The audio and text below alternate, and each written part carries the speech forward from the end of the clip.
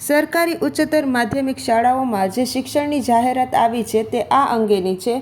એક તો બિન સરકારી અનુદાનિત ઉચ્ચતર માધ્યમિક શાળાઓમાં ભરતી આવી છે અને ત્યારબાદ સરકારી ઉચ્ચતર માધ્યમિક શાળાઓમાં પણ શિક્ષણ સહાયકની ભરતી આવી છે, જેમાં બંનેમાં અરજી કરવાની તારીખ 10/10/2024થી 21/10/2024 સુધીની છે અને એની ઉંમર મર્યાદા આપણા યુટ્યુબ વિડીયો ચેનલ પર મૂકેલ જ છે, એ તમે જોઈ લેજો। અને એની વેબસાઇટ ઉપર તમારે ક્લિક કરવાનું રહેશે। એ વેબસાઇટ છે GSERTC અને આ વેબસાઇટ ઉપર તમારે ફોર્મ ભરવાનું રહેશે।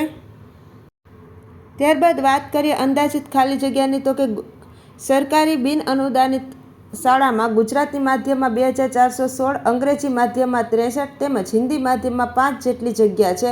એમ કુલ કરીને 2484 જેટલી જગ્યા છે। ત્યારબાદ વાત કરીએ સરકારી શાળાઓમાં, તો કે ગુજરાતી માધ્યમમાં 1603, અંગ્રેજી માધ્યમમાં 5, એમ કુલ કરીને 1608 જેટલી જગ્યાઓ છે।